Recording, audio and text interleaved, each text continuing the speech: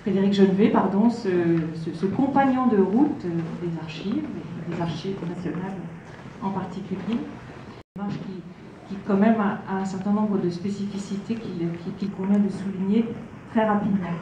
La première, c'est d'avoir dit qu'il avait des archives. Je crois que c'est déjà important. La seconde, c'est de les avoir ouverts au public depuis maintenant plusieurs dizaines d'années, et de les avoir ouverts pour un producteur d'archives privées selon la règle qui s'appliquait aux archives publiques, donc la loi de 79 de l'époque. Autre élément important, c'est d'avoir rassemblé ces archives, enfin la partie dont il avait la maîtrise directe, et de les avoir confiées aux archives départementales de la Seine-Saint-Denis, donc un service d'archives de professionnels et un service public.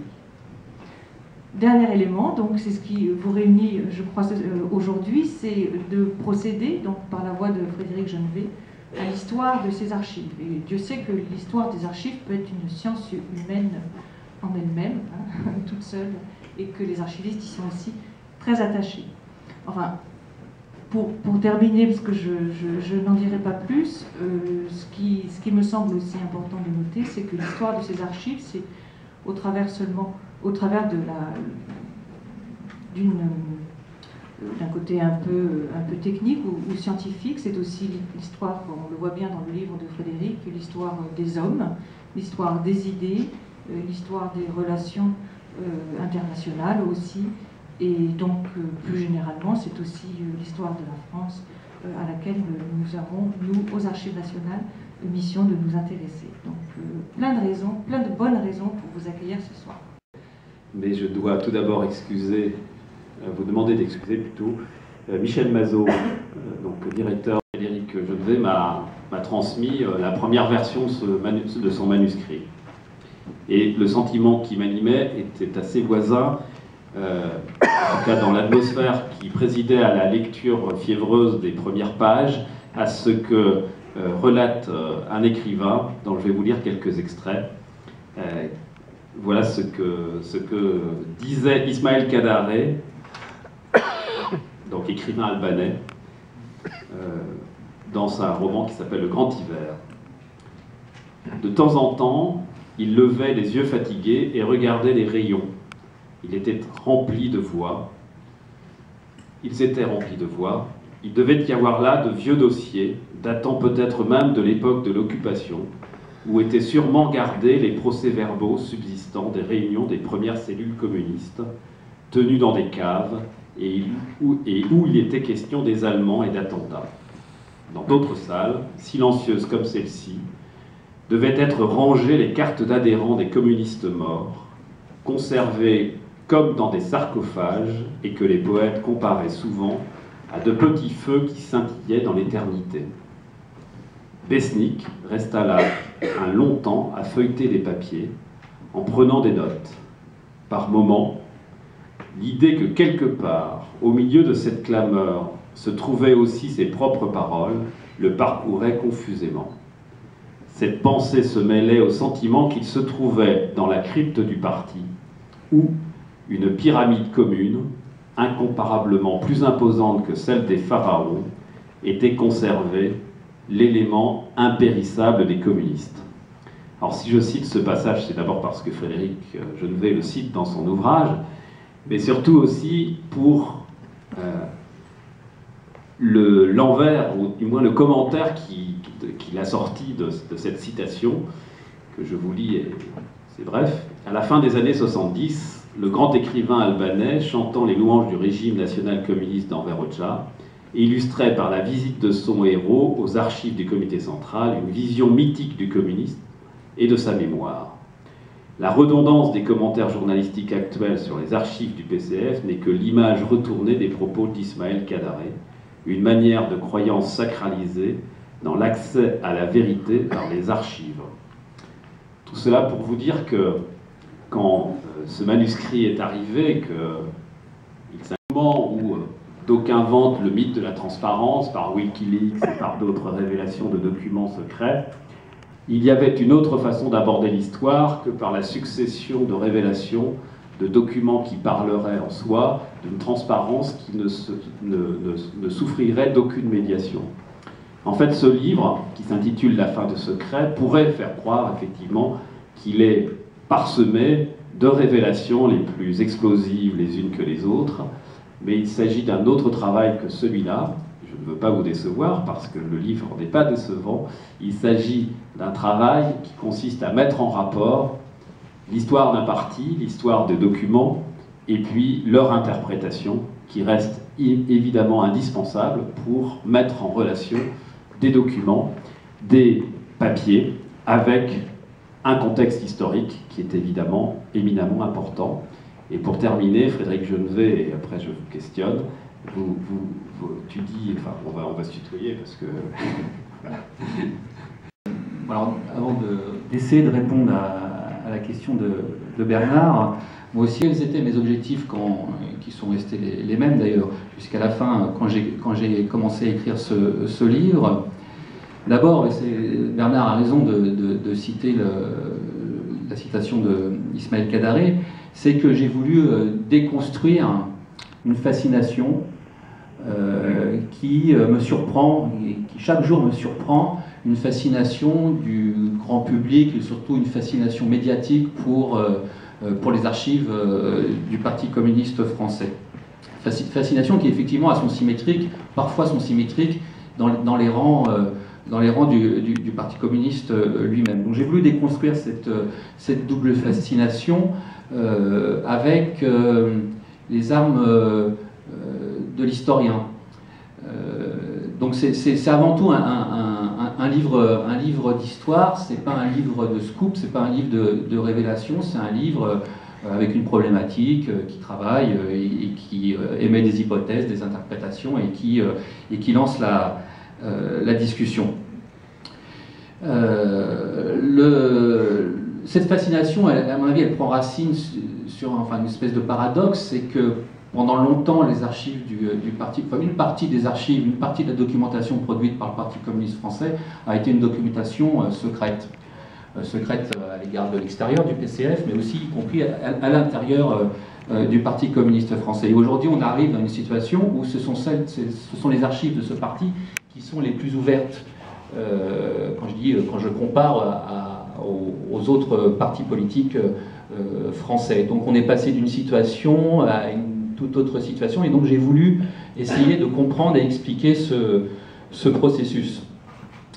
Et pourquoi est-ce que pour moi c'était possible?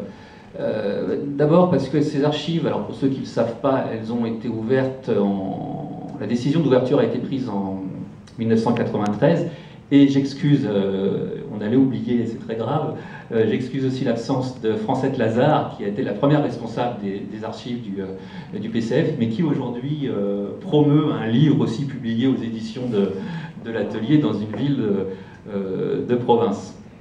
Donc les archives ont été ouvertes en 1993, on est en 2012, donc il y a une vingtaine d'années qui se sont écoulées, et même si mon livre relève en partie de ce qu'on appelle l'histoire du temps présent, je crois que pour pouvoir faire œuvre d'historien, il faut quand même qu'un certain temps passe pour ne pas être dans le journalisme, justement. C'était possible aussi, c'est pas un paradoxe, c'est presque une tautologie, c'était aussi possible parce que ces archives sont ouvertes, justement. Pour pouvoir faire l'histoire des archives du PCF, il faut non seulement qu'elles soient ouvertes, mais il faut qu'on puisse, y compris, travailler sur les documents qui ont un rapport avec le processus de décision de l'ouverture. C'était aussi possible pour moi parce que j'avais par ailleurs une connaissance scientifique d'une partie de ces archives, puisque j'ai soutenu une thèse, un doctorat d'histoire, qui n'aurait pas pu être soutenu si je n'avais pas eu, en tant qu'historien, accès à ces archives. Et donc j'ai travaillé en tant qu'historien sur un tout autre sujet, sur ces archives, et donc j'en avais une connaissance scientifique, une habitude scientifique. Et enfin, comme vous le savez, depuis 2004, j'ai la responsabilité au Parti communiste de ce fonds d'archives. Alors, cette responsabilité me donne un privilège, je sais pas, c'est que j'ai une vision assez fine de l'ensemble de la géographie des archives communistes en France.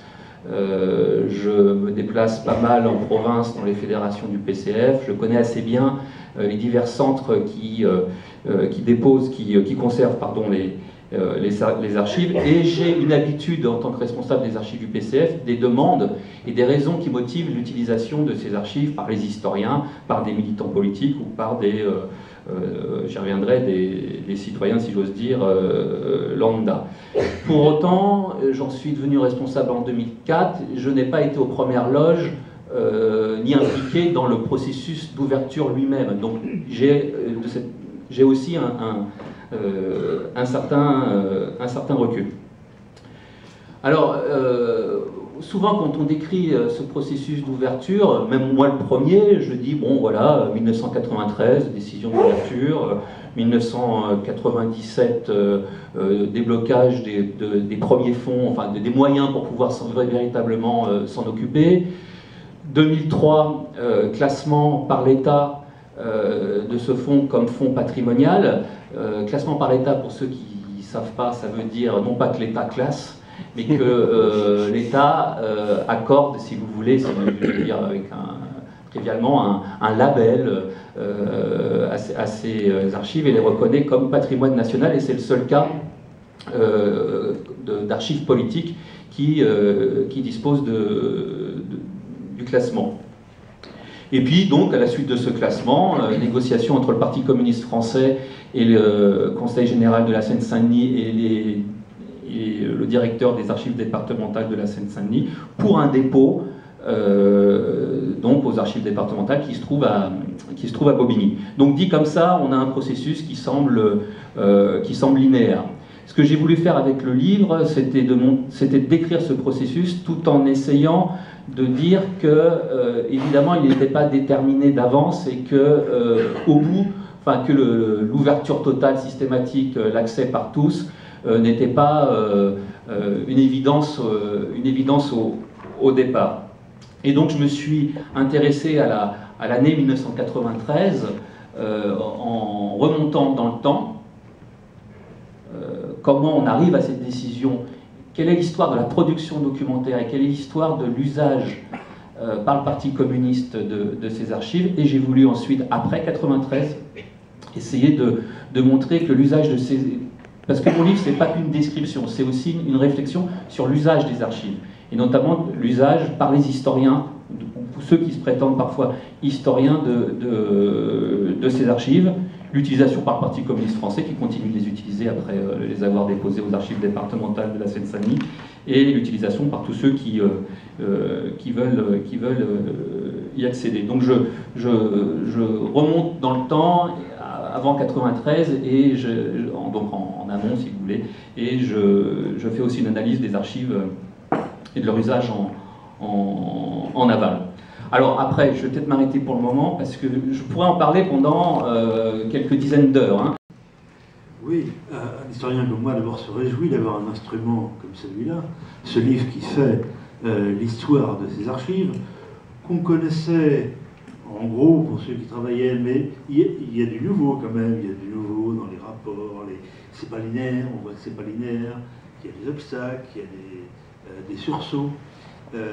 Et que tout ça est bien mis en rapport avec les évolutions nationales, internationales qui ont permis cette révolution culturelle qui est l'ouverture des archives et qui est un enjeu intellectuel, historique, mais politique aussi important, parce que ça a modifié profondément l'image du Parti communiste.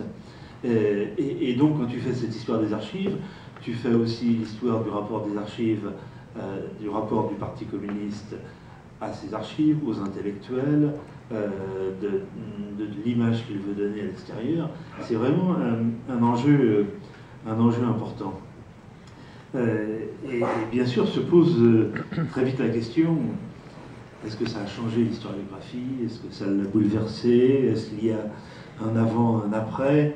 Alors c'est la question classique, mais en même temps, j'aurais tendance à répondre, il faut laisser du temps à l'historien, parce que beaucoup de chantiers sont aujourd'hui en cours à partir des archives. Il y en a qui sont aboutis, et même du côté des thèses, des jeunes chercheurs. Bon, Paul Boulan vient de soutenir il n'y a pas longtemps sa thèse, mais elle n'est pas encore publiée, donc le public n'a pas encore maîtrisé le contenu. Avec Bernard Pudal, on prépare plusieurs publications qui vont au bout de notre collecte, où on mêle la connaissance de ce qui vient des archives de Moscou, et notamment de cette formidable collection de biographies, de dossiers biographiques très complets, très riches, avec ce que nous pouvons connaître dans les archives des partis communistes européens, particulièrement du Parti communiste français, qui a ouvert avec un grand libéralisme ces archives, qui ont permis de, au moins sur un chantier précis, mais je ne vais pas développer ce chantier, parce que sinon, là, je serais trop long, sur un chantier précis, de faire des évolutions. Parce que tu cites Boswell, qui dans la revue française de sciences politiques en 2005 joue le difficile, mais dit bon, finalement ça n'a pas bougé, ce qui était établi avant garde encore sa valeur. Beaucoup de publications depuis l'ouverture des archives n'ont pas une grande profondeur de renouvellement, mais il y a quand même quelques pistes. 2005, il a en fait la connaissance de quelques années avant, le temps que son article soit publié, et bon, l'ouverture des archives est encore trop récente pour avoir permis des nouvelles historiographies, parce qu'espérons qu'il y a des affrontements entre historiens, sociologues. Moi, ce que je constate, c'est que maintenant, pour les étudiants, c'est devenu un sujet possible de travailler sur le communisme. Ils n'ont pas peur, ils ne se disent pas on va être broyés dans des tensions politiques ou d'affrontements d'école. Ils ont compris les affrontements d'école, ils savent, ils ont lu le siècle du communisme, ils ont lu les Livres noirs, ils ont lu des choses comme ça, donc ils savent. Et on voit quand même pas mal de sujets déposés. D'ailleurs, c'est bien simple, les archives de Bobigny sont très consultées. Hein. Là, il faudrait voir, est-ce que ça continue ou pas. Là, c'est une question un petit peu que je te pose. Est-ce qu'il y a encore... mais on voit bien des sujets sont déposés sur la résistance, sur les années 60, puisqu'il y a l'intérêt autour de 68, 70, et une évolution d'ailleurs dans le temps. Les années 70 sont très interrogées. Et puis il y a une autre question qu'on pourrait poser, et là il me semble que tu es bien placé pour y répondre. Est-ce que cette production historique en cours, ces documents publiés, est-ce que ça change quelque chose à la façon de penser la politique, de penser la nature du communisme dans le Parti communiste autour de lui, en prenant la culture communiste au sens large, puisque maintenant il n'y a plus de lien entre avoir la carte du Parti communiste et réfléchir. Il y a plein de gens qui réfléchissent au communisme, qui en viennent ou qui tournent autour, etc. Est-ce qu'on a le sentiment que de nouvelles façons de penser l'identité communiste sont puisées dans ces travaux, et est-ce qu'il y a une attente, et cette attente, elle est de quel ordre? On sait que, par exemple, les travaux de François Furet sur la Révolution française ont joué, dans un sens inverse, tout un rôle dans la pensée politique, dans la vision de l'évolution des sociétés. Et je crois que les réflexions sur le Parti communiste, elles porteront toujours sur l'ensemble. Depuis la naissance jusqu'à nos jours, il y a des débats passionnés sur des périodes, mais dans le fond, c'est plus la question de l'évolution, du rythme, de l'identité, etc. Est-ce qu'elles sont mieux posées aujourd'hui au sein du Parti communiste, dans la culture communiste en général, qu'elles ne l'étaient il y a 20 ans? Donc deux questions, si j'ai bien retenu, c'est... Alors sur la réponse factuelle, Pascal Carreau qui est ici me contredira peut-être, j'ai pas les derniers chiffres. Ce que je cite dans mon livre, c'est qu'après l'ouverture, il y a eu une grosse vague de consultations, et ensuite une légère baisse. Mais cette légère baisse, à mon avis, est liée à... Alors d'abord, c'est ce que je parle sous ton contrôle, c'est le fonds le plus consulté aux archives départementales de la Seine-Saint-Denis, après les archives qui sont utilisées par les généalogistes. Vous savez que quand vous êtes chercheur et que vous rentrez dans une salle d'archives, en gros, la moitié des places sont squattées et occupées par les vilains généalogistes. Et c'est un fonds privé. La fonction des archives départementales, c'est avant tout de conserver les archives publiques. Donc, le dépôt aux archives départementales à Bobigny, oui, il y a une forte fréquentation si on la remet dans ce contexte. Mais d'une manière générale, là aussi, je parle sous le contrôle des archivistes, je crois qu'il y a une baisse du lectorat dans les archives publiques en général, et en particulier, c'est lié les sujets de recherche. Il y a beaucoup moins de sujets de recherche à cause tout simplement de la réforme de la masterisation, et il n'y a quasiment plus de master de recherche. Et ça, c'est c'est un autre sujet, mais c'est un vrai problème, c'est-à-dire qu'on a sacrifié la recherche au nom d'une vision assez utilitariste, finalement, en tout cas assez utilitariste de la formation universitaire. Alors, ensuite, sur l'effet de l'ouverture. D'abord, du côté des historiens. Bon, effectivement, il faut encore laisser du temps pour savoir... bon, je critique gentiment en disant qu'il n'était pas au courant, que vu la date de son article, je critique gentiment Laird Boswell en disant qu'il aurait dû prendre un peu plus de temps avant d'écrire que rien ne s'était passé, que ça n'avait eu aucun effet. Non, évidemment, ça a eu des effets. Il n'y a pas un renversement général des problématiques et de l'interprétation du phénomène communiste, mais il y a du nouveau. Il y a du nouveau dans certains secteurs. Alors je cite, j'essaie de faire quelques pages sur l'historiographie, mais comme ça, bon, par exemple, si Claude est là,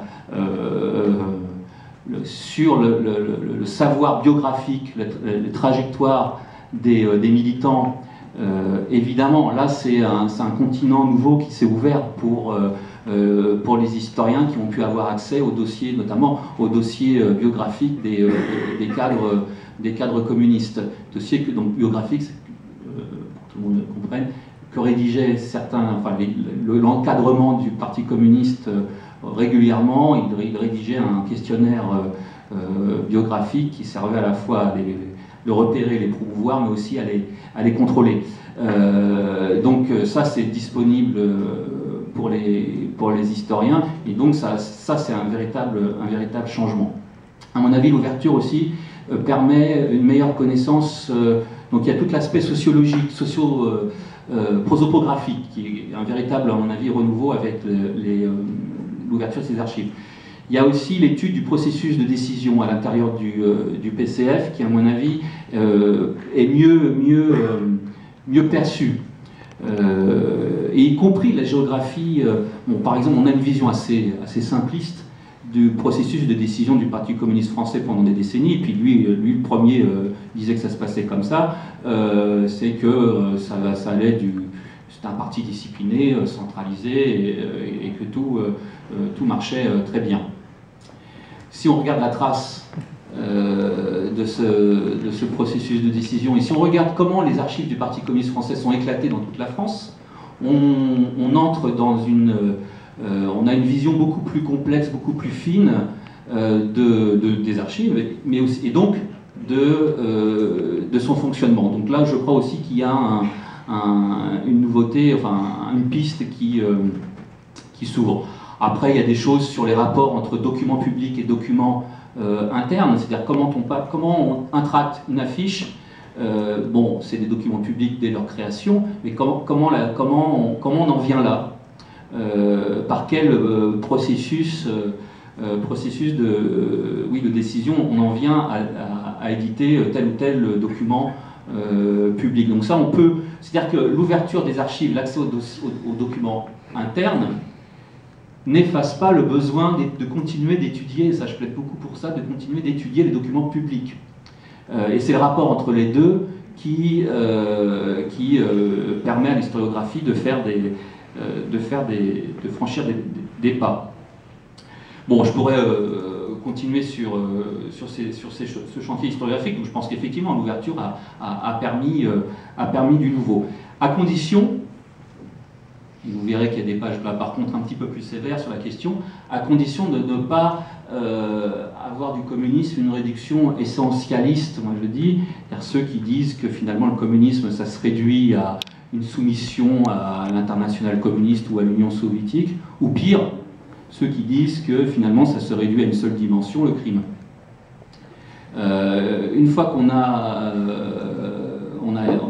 mis de côté ce type, non pas d'interprétation mais de parti pris, on est face à des archives, comme toutes les archives, qu'il faut interpréter, à des hypothèses qui se confrontent et des débats entre écoles historiographiques qui sont tout à fait naturels.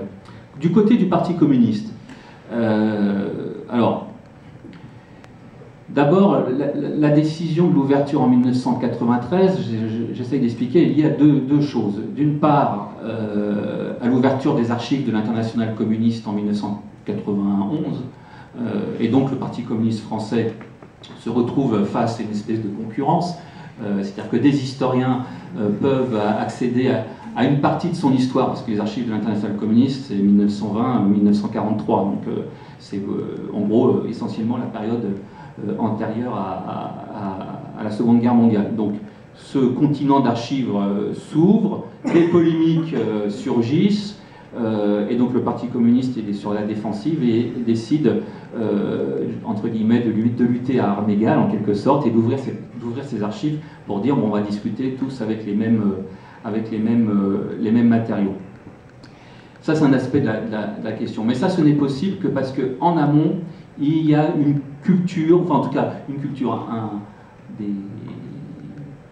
un milieu, d'abord il y a un milieu aussi, d'historiens communistes, de responsables communistes qui ont le goût des archives, donc il y a une réflexion partagée qui peut être très conflictuelle d'ailleurs, hein, mais il y a une habitude depuis les années 70 du débat autour de ces archives, des débuts d'ouverture, puis de refermeture, donc il y a un processus qui se met en place, un milieu qui travaille sur ces archives, et c'est ça aussi qui aboutit à la décision d'ouverture. Et donc si le Parti communiste ouvre, c'est parce qu'il y voit un intérêt par rapport aux polémiques des années 90, c'est aussi pour lui un moyen, dans un moment de crise identitaire, de réflexion sur ce que c'est que le communisme, de réfléchir sur sa propre histoire, et donc c'est toujours mieux de le faire avec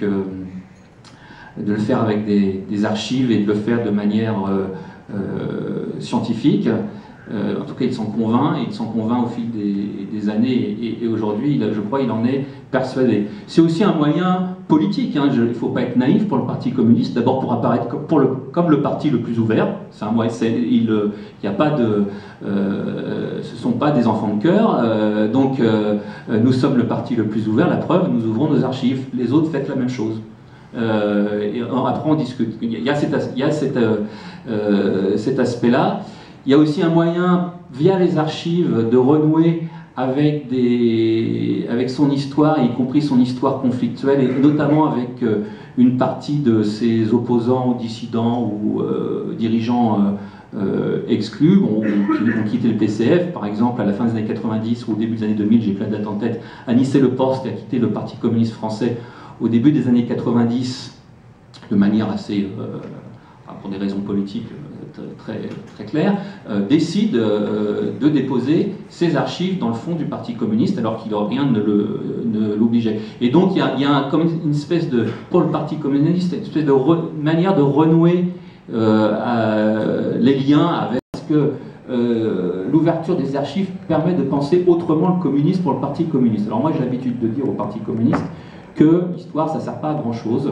Donc c'est un peu une provocation, je dis que ça sert à réfléchir, mais que c'est certainement pas l'histoire qui...